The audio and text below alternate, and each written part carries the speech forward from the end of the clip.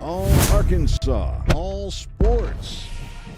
It's more sports. Hey, what's going on, everybody? Glad you're with us. Another night, more names for the coaching search. The flavor of the day, as I like to call it. It's like Baskin Robbins, 31 flavors. You can have a different flavor every single day if you want it. And that's what we're getting with this coaching search, a new name every single day. And I just think it's a look over here name. Focus on this guy for a little bit. Do not look over here at this guy who we truly have. We're going to wade through this mess. Let's talk our way through it and try to figure out and see if I can't make some sense and give you my opinion of what I think is going on with the search. I got the questions and comments open. If you want to ask some questions, I'll take a look at those and we can talk through this together. Coming up on the show, I got Travis Swanson earlier today. Caught up with Travis Swanson, the former Razorback, just to talk about the program, what he wants, what he would like to see, and just how tough it's been of a season for him as a fan, a former player, and what it's like to be in a locker room like this. Pretty cool conversation with Travis. I think you'll enjoy that. Also, we've got our More Sports Team of the Week, round 3 of the high school football playoffs. Friday night and last Friday night was awesome. There were just great games all around. The winning coach or the coach of our More Sports Team of the Week will join us also here in a few minutes. All right, let's get to it. Let's talk about the coaching search. I guess the biggest news and what everybody's been really talking about was Pete Thamel. And he had the report during the game on Saturday. He also was on Paul Feinbaum on Friday. And what you have, with the names that Thamel release, if you take a good look at it, Alex Golish, Ryan Silverfield, Eric Morris, with the exception of Kane Womack, he is in the SEC, a Power 4 conference. Then even on Friday, he mentioned Will Stein, John Summerall, and Matt Campbell. Now, Matt Campbell's kind of the outlier, isn't he? You look at it, these are group of 5 head coaches and a defensive coordinator. And I thought it was kind of odd. The group of 5 guys, their agent probably leaked it to Thamel, and he wants that out there. He does. He wants those guys to be talked about, to be out there in the public, to be mentioned for an SEC job. It's just good for them. They're in a group of 5. Most of them are looking to move on up. So that is why those guys get mentioned. You don't see Power 4 head coaches get talked about because they don't want their name out there. It just creates a lot that they have to deal with. They have to address it with the media, maybe their team. They're still coaching. Some of them still coaching in very important games. It's a distraction they don't want. So those agents, their agent doesn't put their names out there, doesn't slip it out there to a Pete Thamel or somebody like that.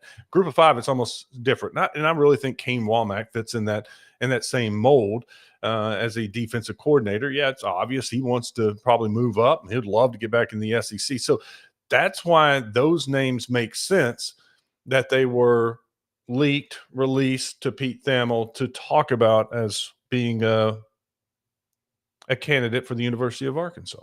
And I have no doubt I'm looking at the names again. I believe Arkansas has talked with every single one of these candidates, and how far along and how serious some of the interviews got, that's to be seen. But I think that's why you saw those names released at Thamel. Now, what I find interesting is on Saturday during the broadcast, and it looked like a taped interview, something he had taped earlier in the day, and they just played it during the game. A couple of names he dropped out. One of them was Matt Campbell. Now, the question is, did he get, do some digging, get a good tip and find out that Matt Campbell is not interested or Arkansas is not interested in him? Why exactly all of a sudden Friday on Feinbaum, but then on Saturday there's no mention? I found that kind of odd. Or is it one of those like you weren't supposed to talk about Matt Campbell? I'm just throwing it out there because he also dropped the name of Will Stein and John Summerall from the report that he had earlier. So those names changed a little bit. But once again, that group of 5 guy, whether it's Matt Campbell or Power 4, I'm sorry, one of those guys they don't want their name out there. They don't want this addressed. And so that's exactly why you're not hearing those names. Thamel did say that And I think maybe people misread or misunderstood what he was talking about being in the final stages, and we should have some clarity in a couple of days. I think maybe the clarity is not announcing who that coach is, but maybe finding out who it is. It's leaked out, or Arkansas. What I truly believe is Arkansas is wrapping up, maybe already done, but in the process of wrapping it up, finalizing the deal. I firmly believe they have their guy, and maybe they've signed a memorandum of understanding, and now the agent, the university, they're working through the details of the contract. But once again, I do not expect, unless it is leaked by an agent, to be out before a game on Friday or Saturday, depending, or Thursday, whenever the coach plays. You don't want to deal with that distraction. And that's just the way it works in college football. Those names aren't out and the hire announced until after the last regular season game. So I don't think we'll have a coach know anything this week. I would be surprised, especially if it's a current head coach. They don't want that to come out. And Arkansas is fine with announcing it on Saturday or Sunday. My timeline, hopefully they got the coach. They're working out the final details. Coach plays in his last game. Coaches in his last game. Arkansas plays their game against Missouri. Announcement on Sunday. Maybe a press conference on Monday. That's the way I kind of see this all going. Maybe I think we'll know by next Sunday this coming Sunday, who the next head coach is. And by early next week, press conference done. And it could even happen on Sunday. Could have a press conference on Sunday. But that's just kind of the timeline I see. While Thamel says they are in the final stages, I don't think the final stages meant, as some people took it as, we're about to find out. They're about to announce it. Don't see that happening. I will say, out of the names that he dropped, I still don't see that happening. And here's why. Hunter Yurachek, and we know that he's had meetings with the donors and raised a lot of money so that the current head coach will have a better salary. His assistants will have a better salary. Will have a bigger recruiting department, and then a better NIL fund. He didn't go to these donors and raise this money and get a commitment for, and no offense, for Alex Golish or Ryan Silverfield or Eric Morris or Kane Womack. And you throw in Will Stein, John Summerall in that. I think to get people excited and the donors excited, it is a name that people are going to get behind. That's why they're willing to raise that kind of money or to donate that kind of money. It's not for a group of 5 coach that's, look, he may be a great up-and-coming coach and turn out to be a fantastic coach. But is that what moves the needle to get people to donate more? And I say no. That's why I don't think, unless they have just struck out with the Power 4 coaches or coaches with more experience, and then they have to turn to one of these guys. I feel like very credible information. One of the guys listed was ready to take the job, and Arkansas said, well, we're not quite ready yet. We're still in the interview process. So I do know they can get one of these guys. I just think they put him on hold because they have somebody else that they're trying to finalize the deal with. I also got this. I don't know if y'all have seen it. I want to discuss it. Football Scoop put it out. Pat Fitzgerald, former record-setting Northwestern head coach, spoke with Arkansas multiple times, and plenty of sources believe the job could have already been Fitzgerald's, but multiple agents and coaches in this cycle have talked about how far behind Arkansas is in funding, from staff salary allocation to NIL and rev share. In fact, sources told Football Scoop that Arkansas was projected at what was believed to be the lowest revenue share number in the SEC for next season at $13.5 million, and that figure was subsequently reduced by $250,000 when funds needed to be reallocated to another sport. Goes on to talk about Yurachek having a full plate. It finishes this article or this little blurb. A quick, confident hire would be the best rallying point for the program, and it would be best for Yurachek. That's why they had that meeting with the donors, several meetings with the donors to try to get more money so that they don't have to allocate as much to just football, use it for other programs. That and to hire a coach that is willing to come to Arkansas after some of the things that has been said by the AD about not having the financial means to compete for a national championship. All right, let's take a look at some of your comments. Oh, bunch. Appreciate you guys. Brian. Why do people seem to value Thamel's opinions so much? Locals seem more reliable. I'm not going to down Thamel. That dude's been around for a long time. He's got a lot of contacts. And look, I know most likely this all came from the agent. Clint Dowdle represents pretty much every one of those guys. Dolish, Silverfield, Morris, Campbell, Summerall. I'm not sure about Will Stein. I never looked it up. So to me, just writing on the wall, connecting the dots, I think somebody, not saying Dowdle, but somebody from that agency gave him those names. But look, no, I like Thamel. I think he's a very well-respected reporter, and he's put in a lot of work, so I'm not going to dog the guy. Most important search in the history of the program. Better go get a sitting Power 4 head coach or we are screwed. Can't afford to miss on this hire before the possible super conference coming in 2030. No doubt. And that was part of the message to the donors. Got to have it. We can't make a mistake here. We got to get a coach to turn this thing around so that we're not the worst team in the SEC. And it's even a possibility that they would leave Arkansas out of a proposed or talked about super conference. What's up, Troy? Troy says Otis is saying we hired a coach. I saw that. And look, and we've talked about this here before. Look, if I got the tip and said, Coach X is the done deal, you got the news, break it. I wouldn't do it right now because that coach still has one more game. You can wait and break it as soon as the game is over. And what if the deal's not done, like signed, like they've agreed to terms, and then the name gets out, and then that coach, his agent's like, no. And I know this for a fact that coaches will say, my name gets out there, I'm done. We're not talking anymore. So I wouldn't break the news until after the last game of the season so that you don't jeopardize anything. I don't know if Otis knows it or not. I hope he does. I hope he got a great tip. Why would anyone want to coach here when the AD says we don't have the money to be successful? Mark May got after a 100-year check on the Little Rock Touchdown Club. I heard some of that. That was pretty good. Well, that is what they're up against.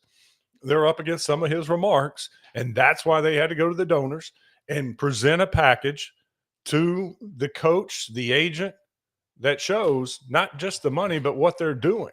Not just the salary for the coach, but the salary for the assistants, the salary for a recruiting budget, your NIL funds. Now you have to prove it, and you have to convince them, yes, I said that, and we weren't. But that has changed, and we now have the funds ready. This is going to be in your contract. This is guaranteed. This isn't just me saying you're going to have X amount. This is going to be in your contract, so we have to live up to our end of the bargain.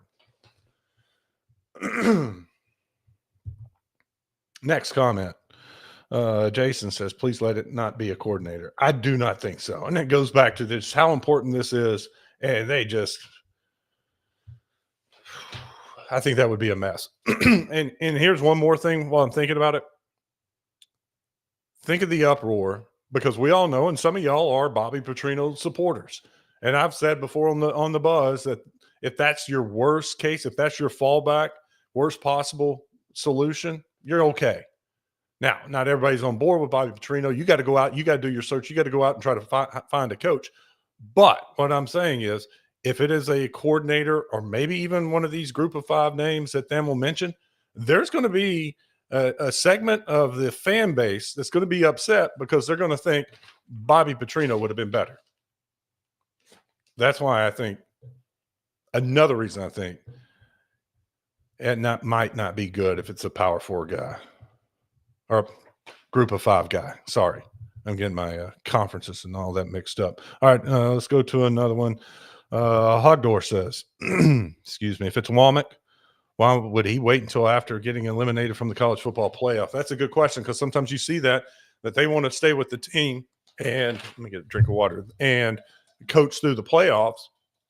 But as a coordinator, I got to think if you're going to take the job as a head coach, you got to get going. You got to get started. You don't have a month to waste. You got to take over now.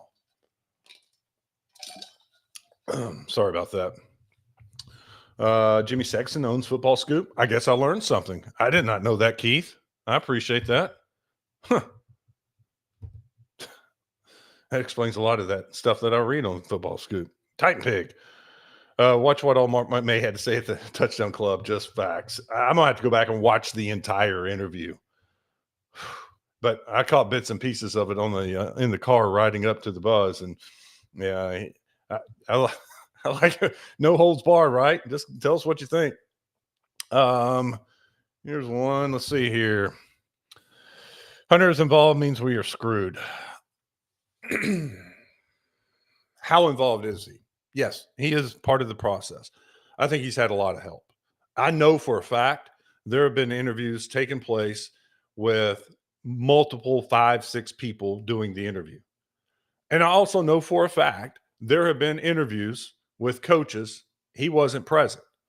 So I know that the board of trustees, the search firm, different people on this search committee have been a part of it. I do not think he is running this all by himself. I don't.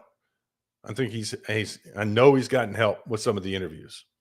And that's one of the things that every time I find out or hear so-and-so interviewed, I'm like, who was in that interview? Please ask them, because I want to know who all was involved in it. Let's go here. Next one. Thamel didn't say anything we haven't been saying for weeks.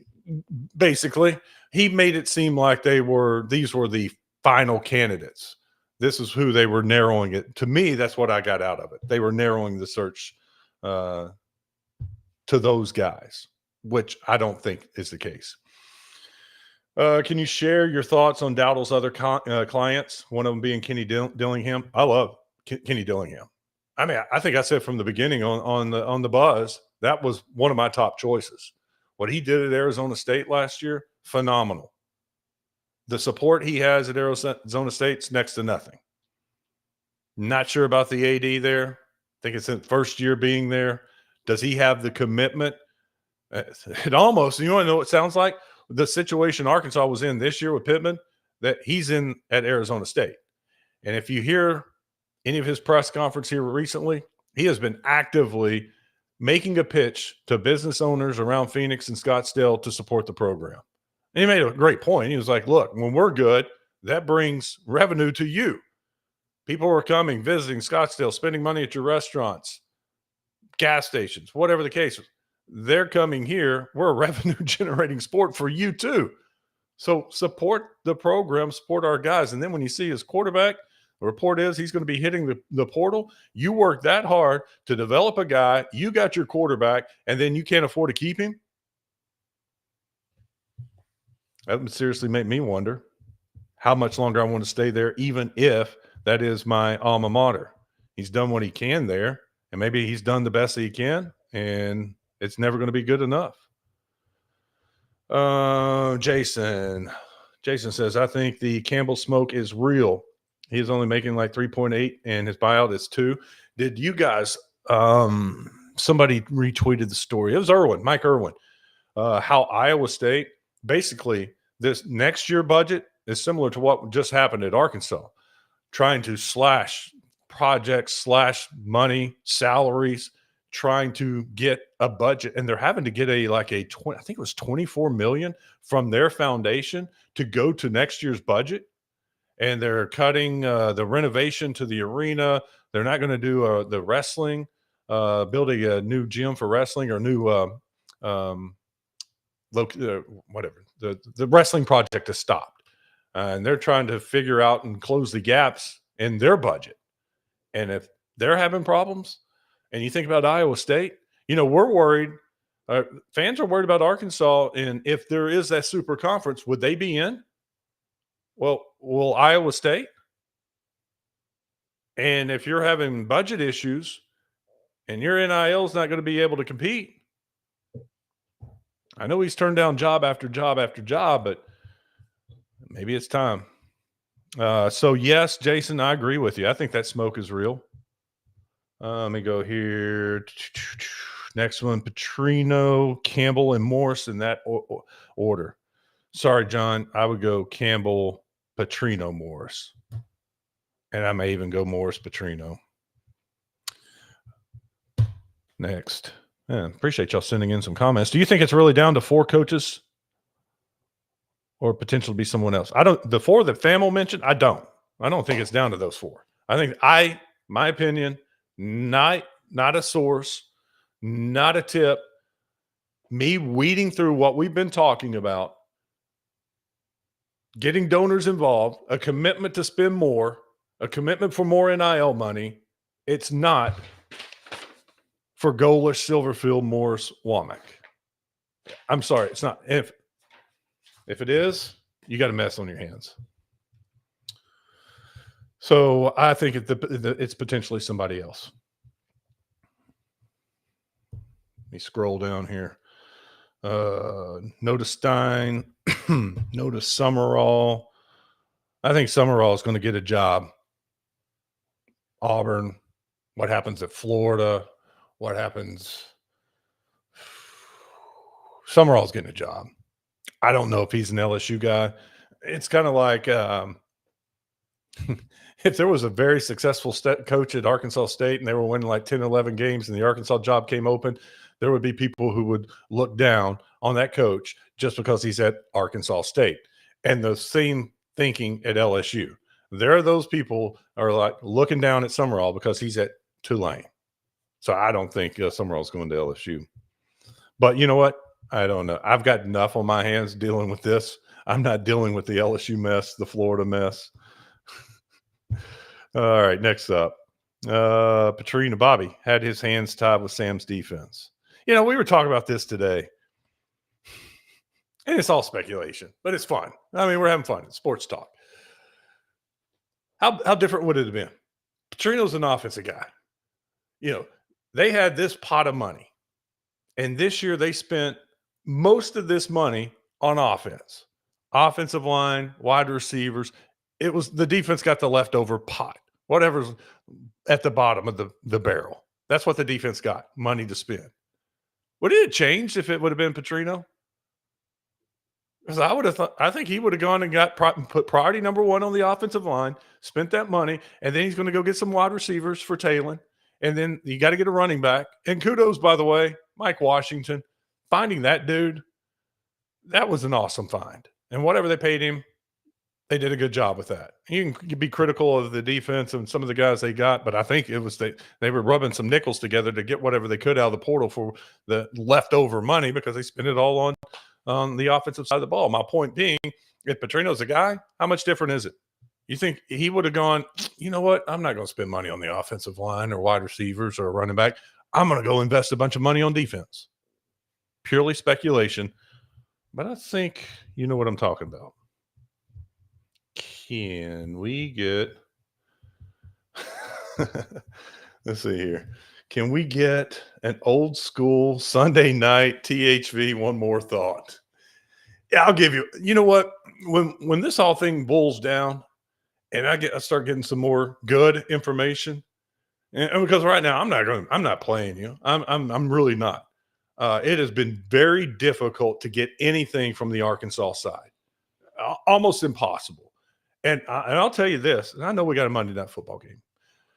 It all boils down to the last time they had a football search. And remember how all this information was leaking out. And a lot of it was coming from the Arkansas side. I know for a fact Hunter Yurchek got mad. It ticked him off that there were all these leaks.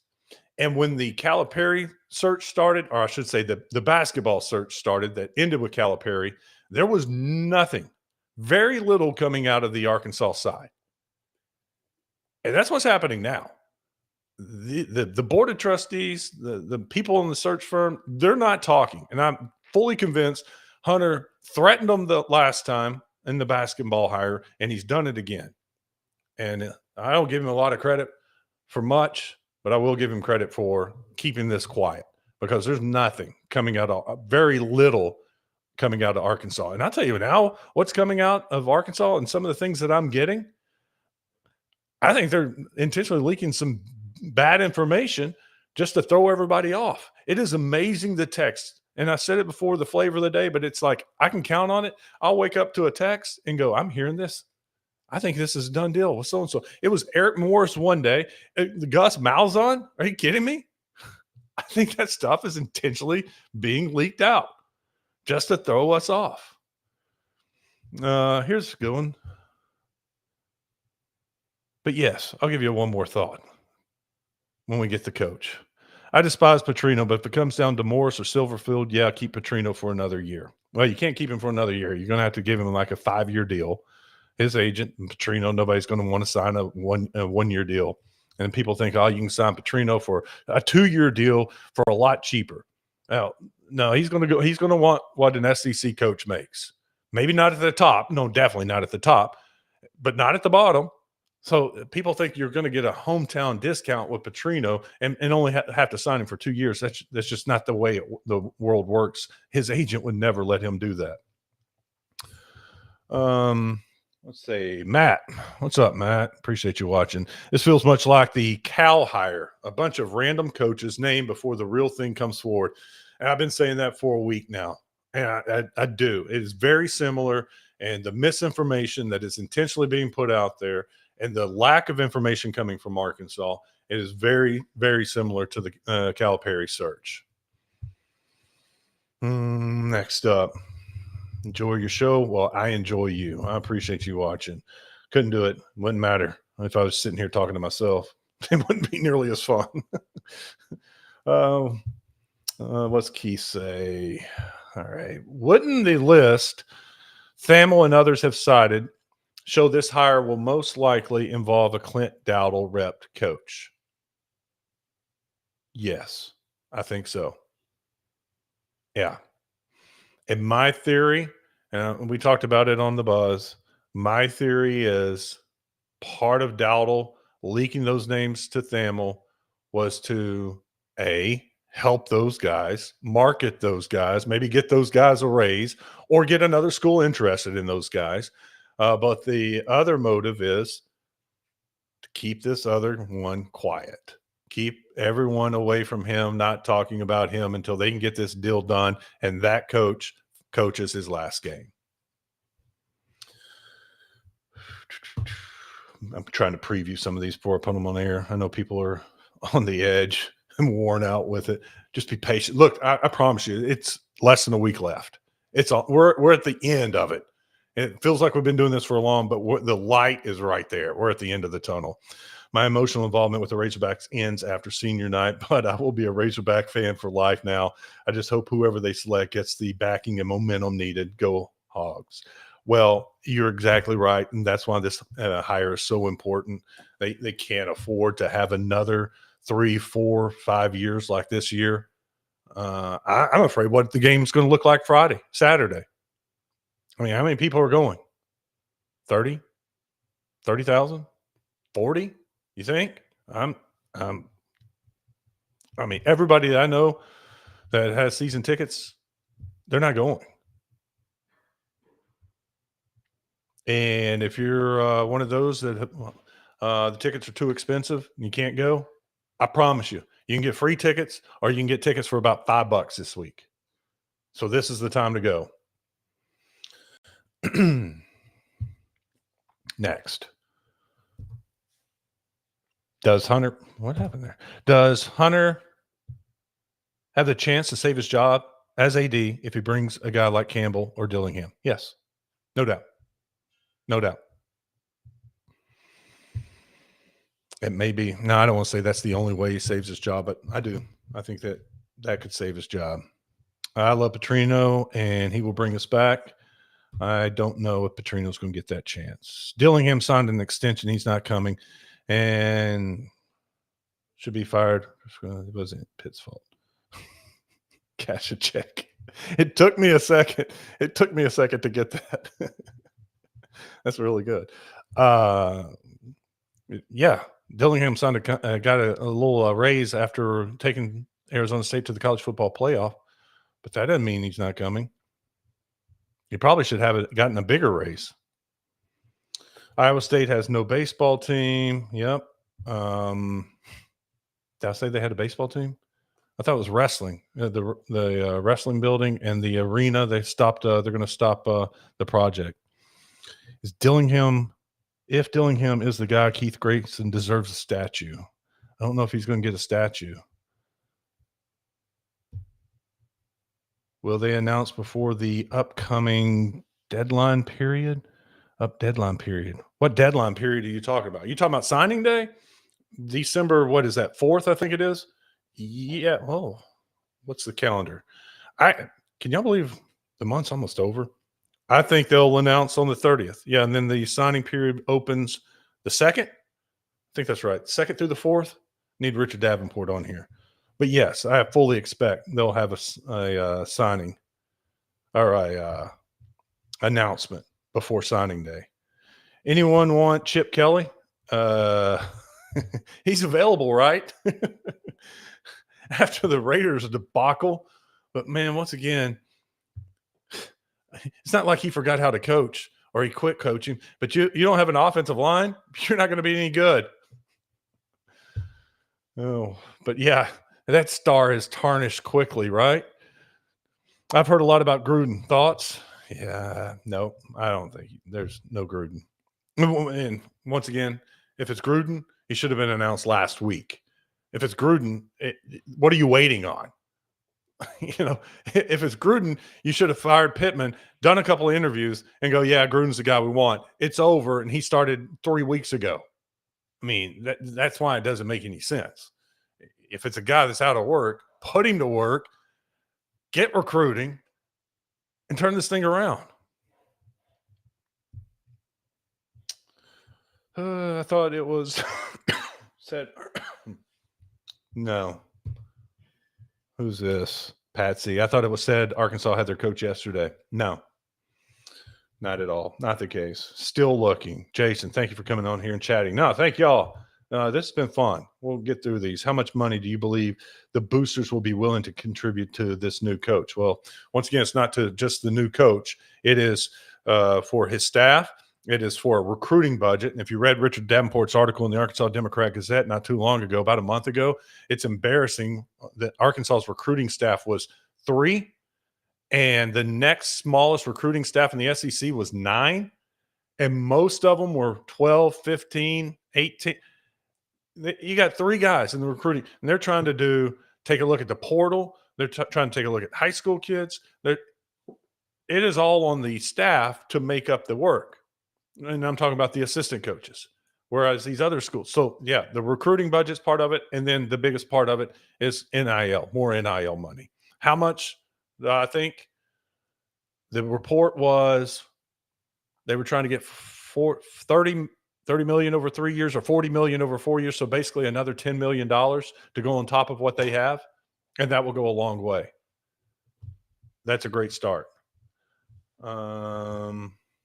Let me move on down. Is Jimbo Fisher a possibility? It better not be. No.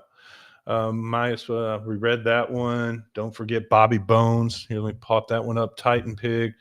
Don't forget Bobby Bones. Posted some of the main guys aren't even on the list. I'll be honest, I don't follow Bobby Bones. Morris, Womack, Campbell, Kingsbury, Dillingham as a dark horse. Yeah, I agree with that. I don't think the main guys are on the list that Thamel released. Morris, Womack, Campbell, Cliff Kingsbury, Dillingham as a dark horse. Is that your order, Morris, Womack? Certainly not. But those are candidates. The Cliff Kingsbury is interesting, but I mean, when you got it made in the NFL and you're not dealing with the portal, you're not dealing with recruiting, I guess you just have to be a dude that loves college coaching. But when you got in the NFL, and now college is year round, at least in the NFL, you get some time off in the summer. I know you got some OTAs and some mini camps and stuff, but I mean, there are very few weeks off in college football. So I don't know if you could convince Cliff Kingsbury to come back, maybe to be a head coach.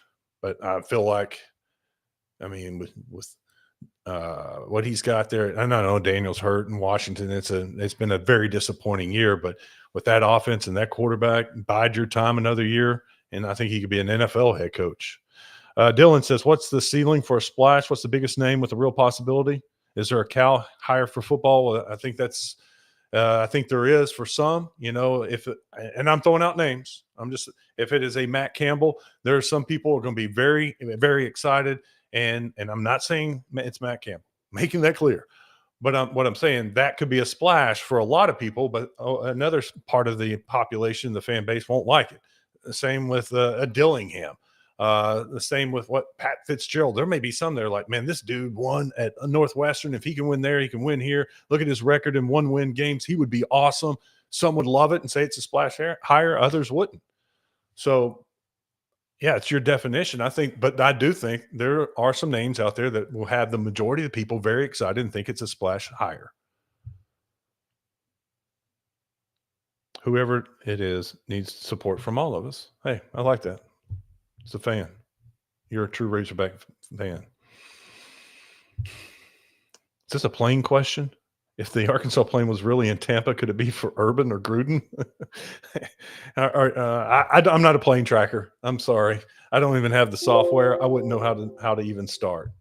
I think that's just a mess. Sorry, I just got I got a message that my battery was running low, and for some reason it's not plugged in, and I don't want to lose y'all. That would be a mess. Yeah, sure enough, I unplugged it. Hold on, 10-second break. Live. How about that?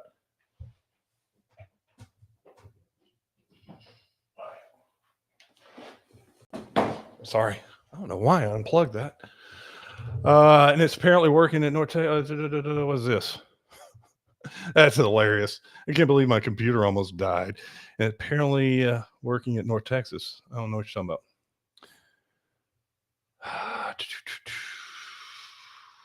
Have you heard of any new big-time donors that have come forward to support football? There are donors who are stepping up their contributions. There's possibility of one stepping in. Yes, I have. Does Campbell even have an agent? Yes, he recently signed with Clint Dowdle. And he hasn't had an agent for a long time. And not here like recently in the last couple months to get you excited if you're a Campbell guy. But I think in the maybe last year, he signed with Dowdle. So he just recently got that. They both told me they were on Jason. I know I shouldn't, but no. I'm not going to let you. Don't speculate. But that's fun. All right. I'm not going to. You did it. So I know I shouldn't, but I'll come out and say it. I've talked to that Mark Waldrop, and they both told me we are on Campbell. But I think that's out there, right? I think it's out there that Arkansas has spoken with Campbell. Oh, yeah.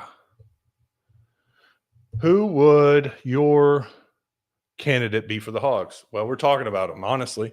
I mean, out of the guys that excite me, Matt Campbell would. Dillingham would. Cliff Kingsbury's intriguing. I'm an offense guy. I love offense. But the problem is he's never had a good defense, and you got to have a good defense. And I think we're all tired of watching a bad defense. Offense is so fun. I mean, at least it keeps it entertaining to watch the Razorbacks because you're like, well, they could score here. May have a great play from Talon or Washington but at some point you're just like, got to get a defense, So I don't know about Kingsbury. Gruden is the plan. I'm sorry, it's not. Has the city of Fayetteville been contacted? What was that tweet I read? I can't remember. It was about somebody that's contributing money to a football program that's tourism related because they realize that the football program being better helps tourism, which makes a lot of sense. And that's why it makes sense for the universities to help the athletic department, because when you win in football, more kids come. When more kids come, that's more money coming into the university. With all the money in Northwest Arkansas, why is it so hard for Arkansas to raise money? We could easily be at the top 5 in the country. That is a very good question. I would think with the right people running things in the athletic department, you would be able to raise more money. And you would certainly have naming rights on the stadium right now. I've said this too before, John. I'll let everybody see it. Gruden's offense is too complex for college. And now think about it. If you were the old days and you had 4 years to do the offense, fine. But now at the transfer portal, you got guys coming in and out every single year and having to learn the offense. And if it's a complex offense, it makes it very difficult. I have not looked as far as this weekend, but this Trey says the weather looks rough for Saturday. It's going to be empty. I hate that for the seniors. Y'all know we got Fernando Carmona on the buzz every Tuesday. That dude is awesome. I want nothing but the best for him. And I try to stay neutral and unbiased, but I so want them to win this last game just for guys like him who have had a miserable year. And he does. He does care about the Razorbacks. And being not from Arkansas, but now being part of Arkansas, he loves it. So I wish them nothing but the best. All right.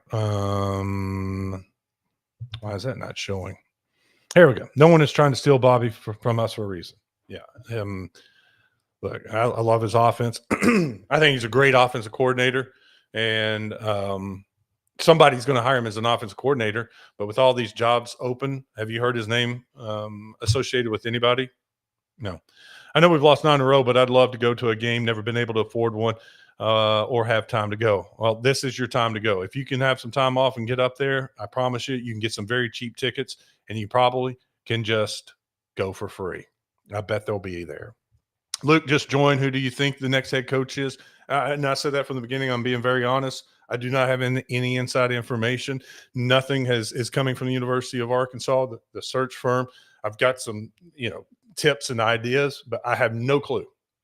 I mean, we could be doing the show right now, and y'all could say, "Oh, so and so just announced the new head coach is blank," and I'd be like, "Oh, well, he got me. I didn't know it. I didn't get it this time." Do you know for sure Hunter has the funds? Got more funds for football? Yes, I have a very good yes. Yeah, and I think it's well known that he's been able to go out and get the commitments to get more money for football. Saturday calling for rain on the hill. The stadium's going to be empty, unfortunately. Dang, I hate that. Jonathan says he'd never leave Pittsburgh, but I'd love to see Mike Tomlin, head coach of football. I think Tomlin's a professional coach. Man, I don't like him a lot, but there's talk, with Pittsburgh struggles that, Pittsburgh may be ready to move on.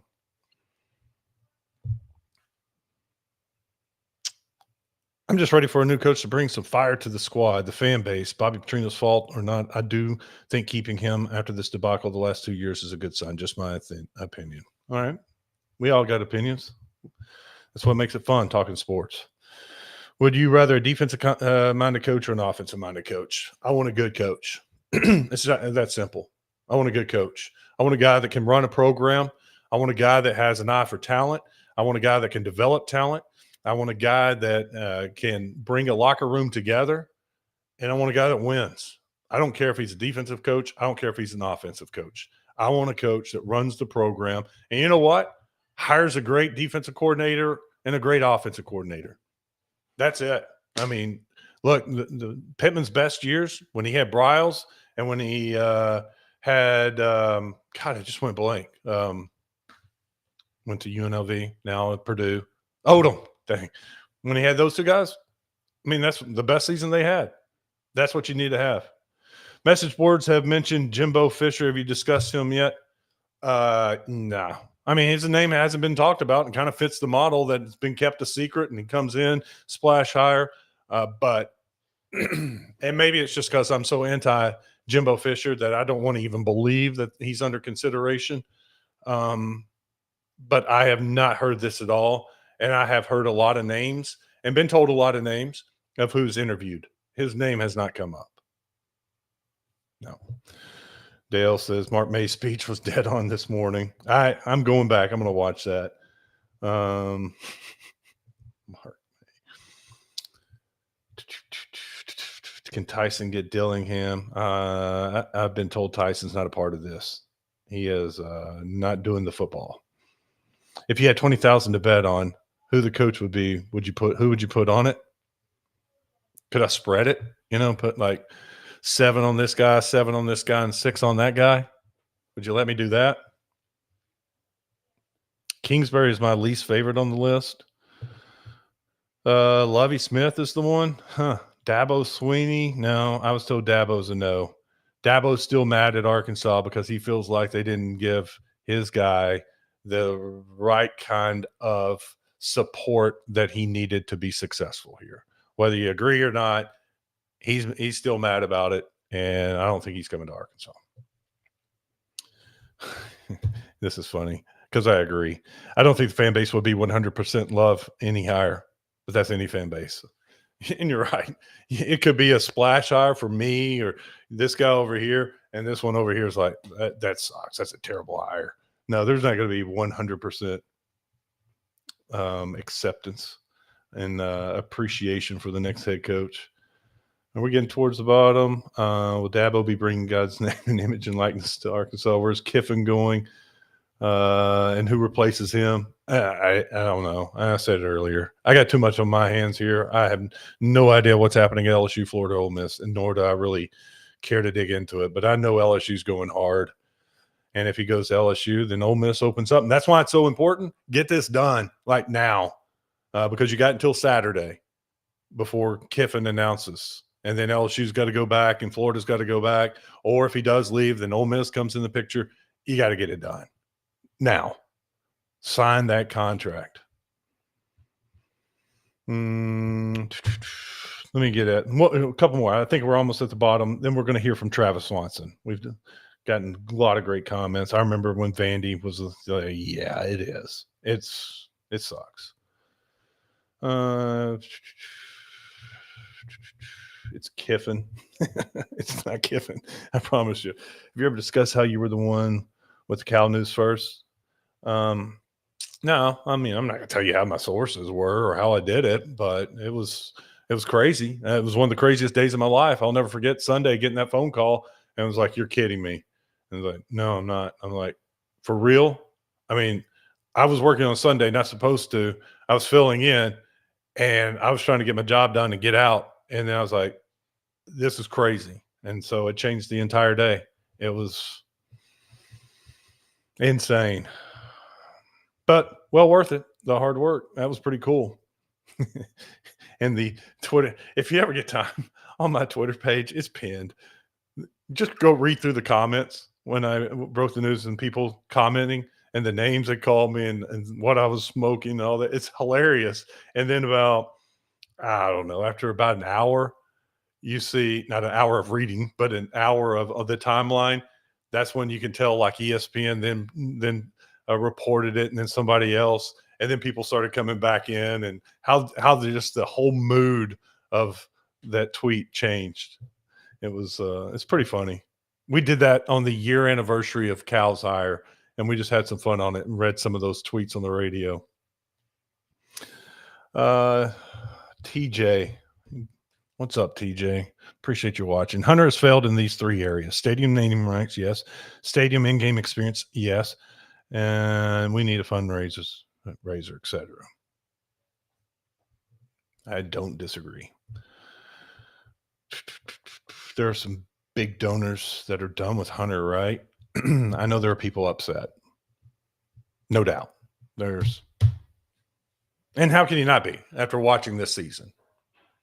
Let's get silly for Dilly. I'm all for that. Can you give Peanut Poop a shout out? My kids are listening. Peanut Poop, what's up? A little shout out. Glad the kids are listening. I try to always keep it PG. Never know. I got kids too. Grok says Eric Morris. I don't think so. Can we steal Missouri's defensive coordinator to be ours to make them mad? I'm all about making Missouri mad. Here's a name, and we haven't talked about, and his name hasn't popped up. Dan Mullen in the running. Dan Mullen would be on my list. Not the list of people I would bet on, but of guys that I like and would talk to and want to interview and be okay with being the next head coach at Arkansas. I love what he did at Mississippi State. Remember, Dak was there. They were number 1, very first playoff rankings. Then went to Florida, had a good year there, and then it fell apart. And now what he's doing at UNLV, I would definitely have interviewed Mullen. The only thing, Mullen's represented by Sexton. And I don't think they want to deal with Sexton. Not that you can't just everyone that Sexton represents dismiss and not talk to, but I would take Dan Mullen. Is that it? Gus? No, it's not Gus. No, not going to be Gus. You want to talk about splitting a fan base, and that's the opposite of what they're trying to do right now. I've heard some weird smoke that Jimbo Fisher is the guy. I guess that's the message board. Is that the flavor of the night now on the message boards, Jimbo Fisher? Hey, real quick, let me tell you about Gwatney Buick GMC.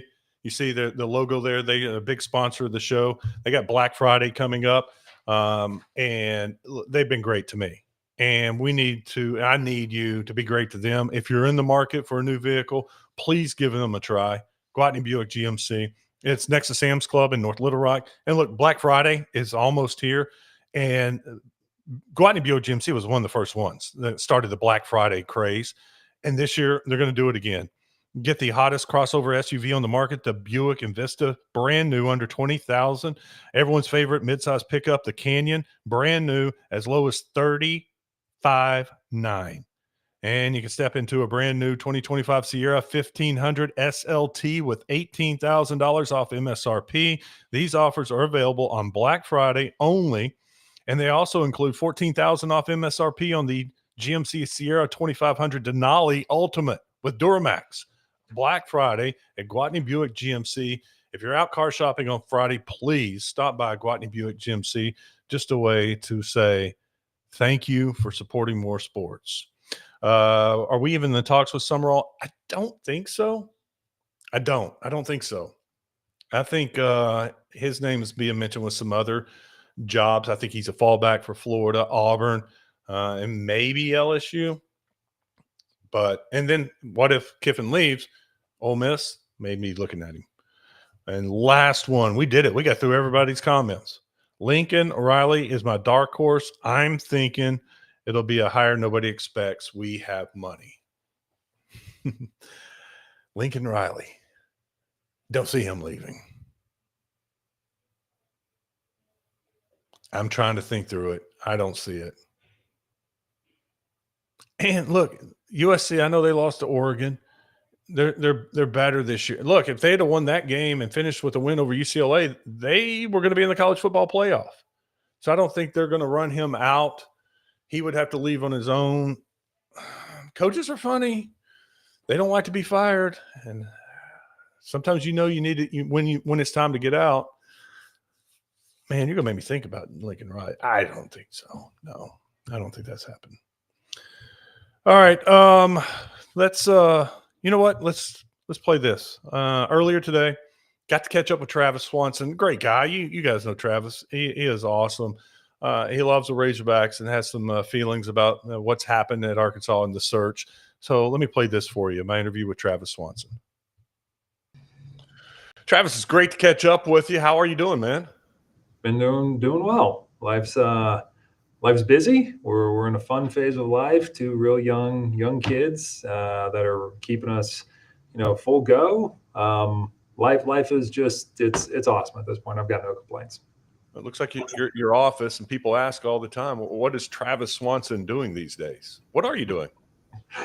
Yeah, that's a great question. Number one, I'm a father. I'm a husband. But no, I'm a private wealth advisor and a certified financial planner for a wealth management firm called Camion Financial.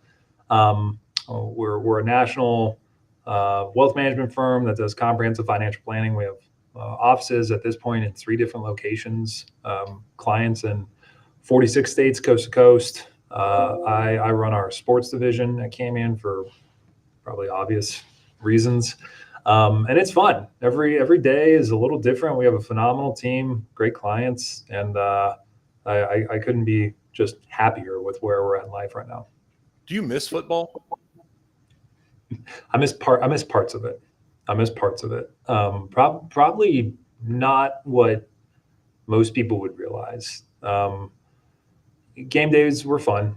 All that stuff is great, being able to experience those things. But the things that I miss the most is the things that you really can't replicate in the real world, which is the offensive line room in particular. Like all offensive linemen, for the most part, once you get to the collegiate level and above, are relatively wired the same way. And it is such a unique position group. And to this day, and if someone can think of another sport that does this, or a position of a sport that does this, please like reach out to me and let me know. I can't think of it.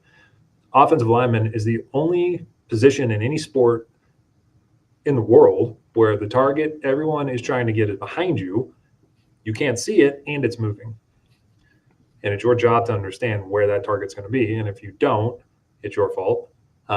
Everything else, the target being behind you is very stationary. Basketball goal, soccer goal, hockey net, those kind of, it's all stationary.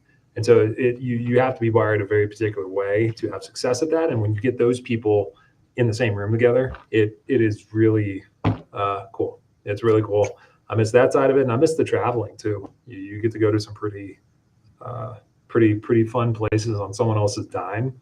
So that was a cool aspect. But outside of that, I was happy that we retired when we did. Over the years, I've found that offensive linemen are the best interviews. Why is that? I mean, whether it's personality, character, well-spoken, it never fails. I mean, Fernando Carmona, for example, does the buzz every week with me on an NIL deal. He's awesome, but it just every year, it's an offensive lineman that's the best on the team talking.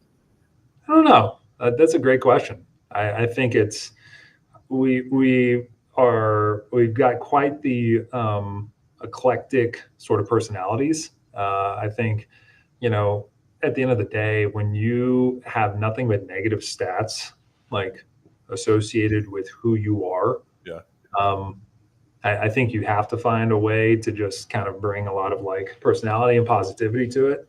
Because you get rushing yards and things like that, but that's more of the running back, and you're a byproduct of that to a certain degree. But everything else is like, well, how many sacks did they give up, or how many times did the QB get hit? Whether it was your fault or not, like it's they tend to just, that's the starting point, because I think it starts and ends there, which to a certain degree it does. But no, I think it's most offensive linemen. You're going to get someone who's got a relatively good personality, and I can attest. Junior Fernando, he's awesome to talk to. I'm not surprised to hear that at all. All right, let me get to this year's team. How tough is it? And we've asked Fernando that, but when you're on a team that's struggling like that, what is that locker room like? And how do you? I give them so much credit to play as hard as they are with not much on the line except for their own individual future. How tough is that locker room right now? Yeah, I was a part of a couple different years and teams that went through that, both collegiately and in the pros. My second year with the Lions, this was 2015. We got off to a very rocky start. I think we were like 1-6 or 1-7, able to turn it around kind of the back half of the season, so salvaged what we could of it. But I've unfortunately been a part of those things, and I think it's in those moments from an individual standpoint where you grow the most as a player, as a person, as a leader. When you think of back to 2012, when we went through that initial transition with John L. coming back and so on and so forth, that was a huge year for me as a leader, because it's like, well, how do you instill hope in people when there's really no hope to be instilled?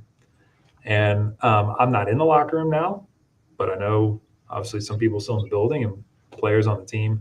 And it's a tough thing. I think you really, and this is not just coach speak or what have you, you truly do have to take it day by day, game by game. And I don't know if this is a good thing or a bad thing, but in this day and age, when you have a situation like this where, hey, you got one more game, you're not bowl bound. Your organization is just like really up in the air at this point. You can still make some waves and put some things on tape, which is your resume, for not only that incoming coaching staff, but also, whether you agree with it or not, this transfer portal is a thing. And you go into the portal, that the film is your resume. and not only the film being your resume from an individual perspective, but how you're still approaching your preparation for the games, how you're playing. Are you this game in particular, when they play Missouri, I can bet the house on this. Whoever comes in is going to be looking at how hard some of these kids were playing. And then if guys do go in the portal, I'm going to tell you right now, some of those teams that they might go to, those coaches are going to be looking at that. And then I'll say the third prong of it is guys that are going into that pre-draft process, having gone through that before.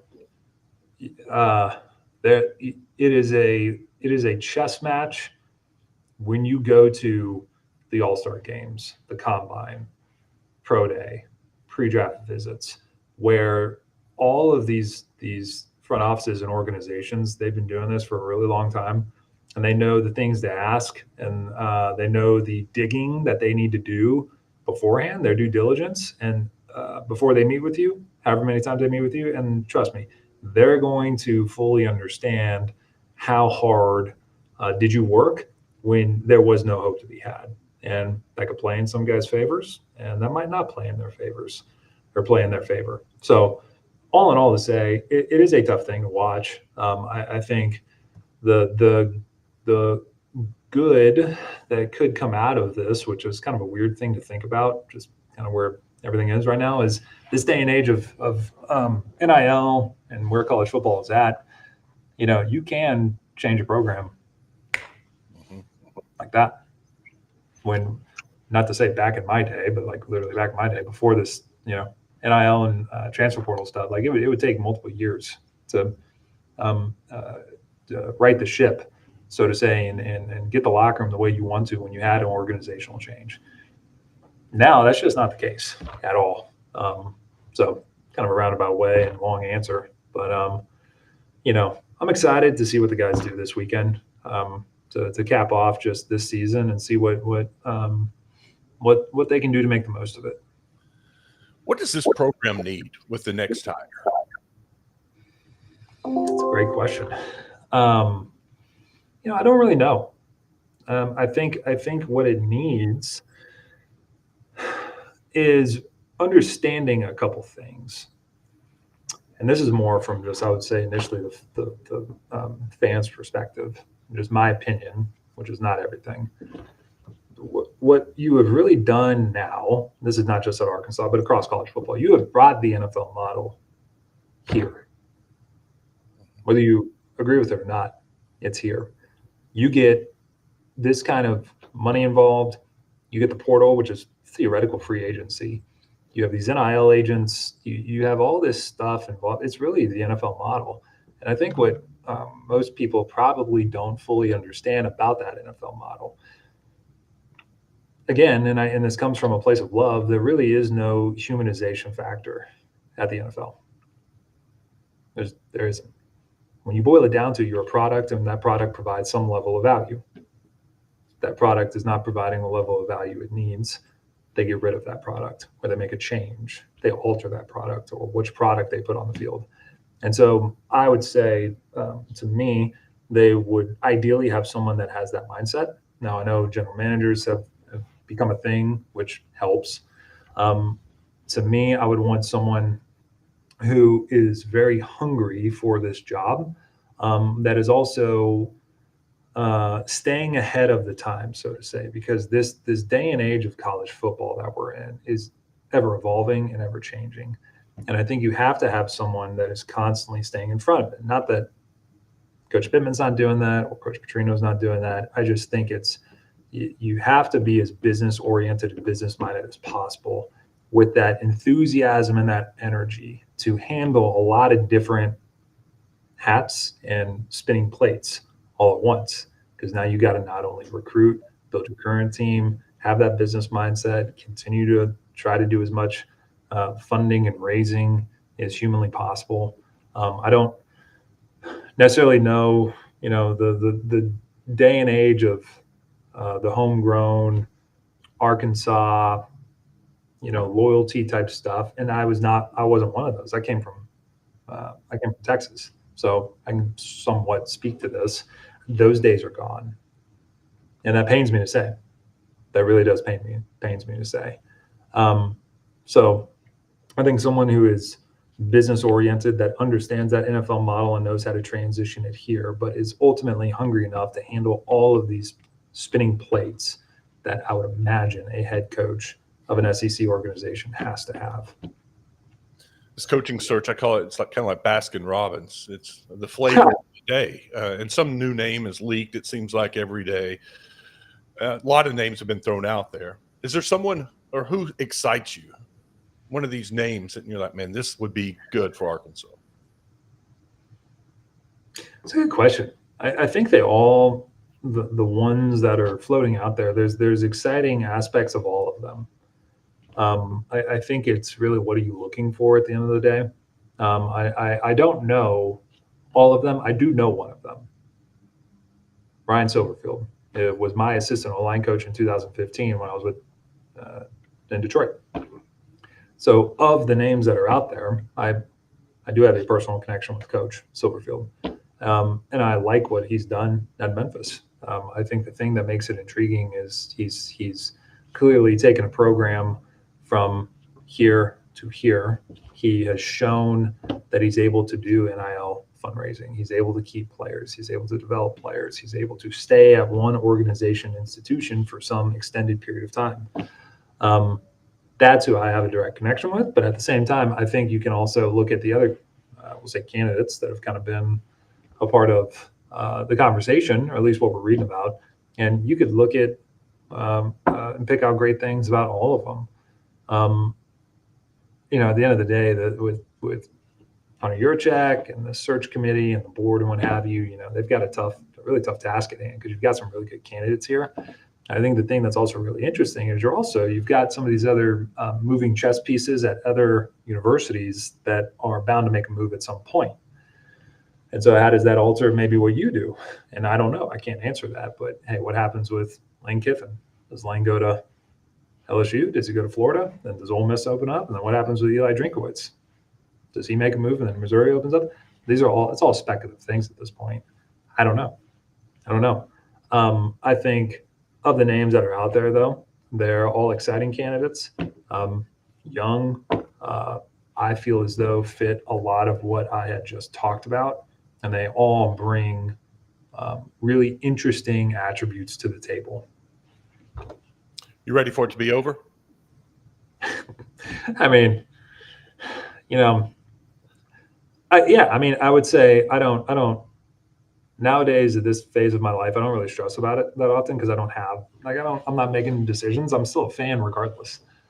If the team didn't win any games at all, I'd still watch. I'd still support them. I'd still, try to help out as much as I can. I think you could feel, obviously, the Razorback community wants to have an answer, because they want to kind of turn the page, so to say, and see what's next. And so I think it'll be interesting to see how it all shakes out. And regardless of who they choose and what comes from it, once the dust settles, I think you will have this re-energized fan base and re-energized organization that's like, oh my goodness, let's turn the page to 2026. Whether it's new coaches that are brought in, or some of the same coaches that are retained and stayed. I don't know, but it's hard not to be excited for what could come. Travis, that was great, man. I appreciate your time. Thank you for coming on, and best of luck to you. And it's good to see that you're doing so well. Appreciate you. Appreciate the opportunity. Travis Swanson joining us, former Razorback offensive lineman. All right. I want to give big thanks to Gwatney Buick GMC for sponsoring all of our interviews. Now we're going to talk a little high school football. Cody McNabb joins us, head coach of the Morrilton Devil Dogs, and they are the More Sports Team of the Week. Coach, welcome into the show. Congratulations on the victory over Hot Springs. That was a fun game. I appreciate it, Wes. That was a fun game, and it's all this time of year. It's good to be playing and proud of our kids. That was back and forth the whole night. We kind of got a good start, and then they came back and had a big play right before halftime, and then we got a couple turnovers in the second half that certainly helped. And but and we were down late, able to come back, get a touchdown, and hold on. So just a fun night. Yeah, that last drive for you, the offensive drive, that was impressive. And to see your guys step up like that in a situation where they had to.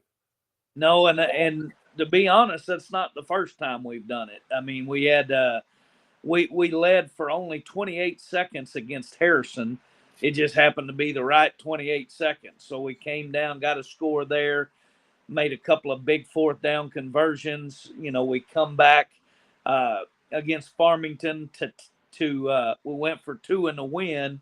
Unfortunately, did not get that one, and also we're down at halftime the first game of the year against Russellville. So I just don't think our kids flinch. I think they do a good job of continuing to play the next play and all those things you want them to. And we talk about so many times in a high school football game, it's somebody that gets frustrated that kind of lets go of the rope. And as long as you keep playing and keep scratching and clawing, you're going to give yourself a chance. And I thought they did a really good job of that. We've been talking about the West all year, and we saw it in the first round of the playoffs going 4-0 against the East. But you guys are a very deceiving 3 seed. I mean, you're close to being a 2 seed or a 1 seed. Yeah, I think so. I think we're a good football team. I think there were several really quality football teams in the West, and you could see that the way that the way the West did that first round of the playoffs. And you've got we throw it and catch it really well, and when you've got a quarterback like Maddox Berry and some of the receivers he's throwing it to, I think it gives you a chance against anybody. And I think defensively we're getting better all year and have really gotten some turnovers the last few games, which always helps. It's not something that you can count on, but at least if you're playing hard, those things tend to go your way sometimes. So I really think it's a team that continues to improve and is going to be a tough out.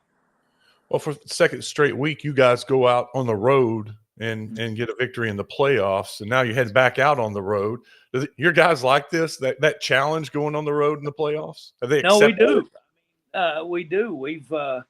We played the 3 conference playoff teams all on the road this year.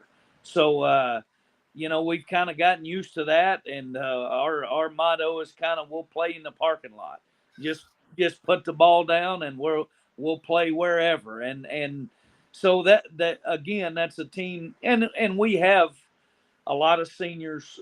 We have 32 seniors, which is a lot more than our biggest class we've ever had since we've been here in 16 years. And those guys got a lot of experience when they were young. And so it's a senior-laden football team, and I think that helps you when you're on the road, when you're hitting some adversity. And they've done a good job with that.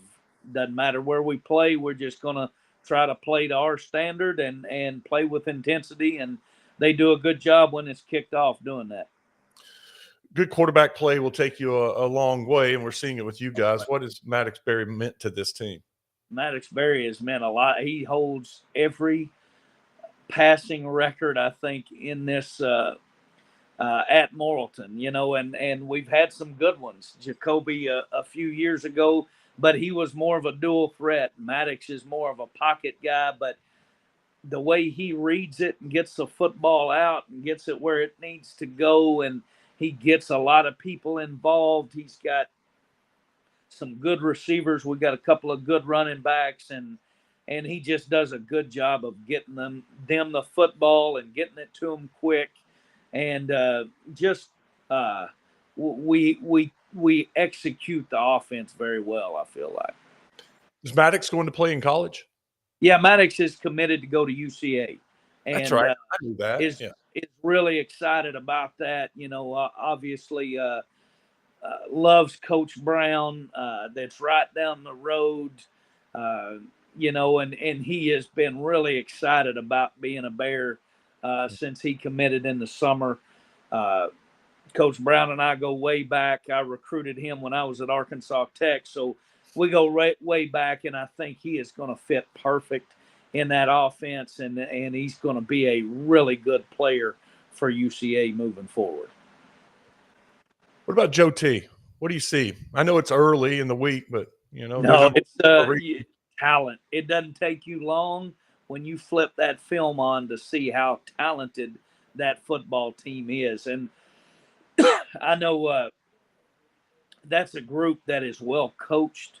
They do a lot of things right. They play tough. They play physical. They're good on special teams. Just a solid football team.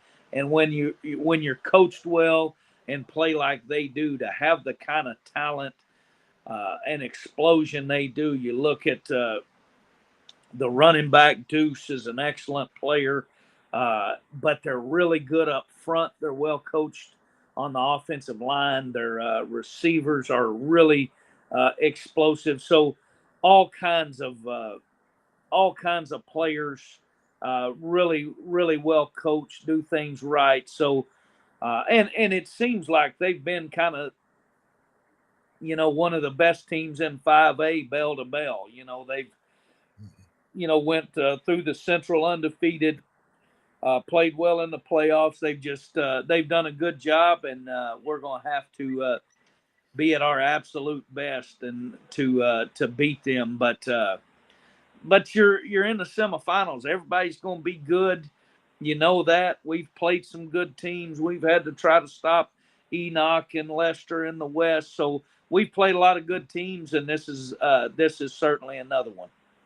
I fully expect it to be a close game, a one-score game. Heck, all 4 of the 5A playoff games last week were one-score games. In fact, we added it up, and the 4 games were decided by a total of 20 points. That's incredible, which is good in 5A. Lately we had the private schools with their run for several years, and then as soon as they bumped up, it was Parkview kind of took over as the team to beat. So it's been a nice year where it is very competitive, and there's a lot of good football teams that got a chance to win it. It feels like.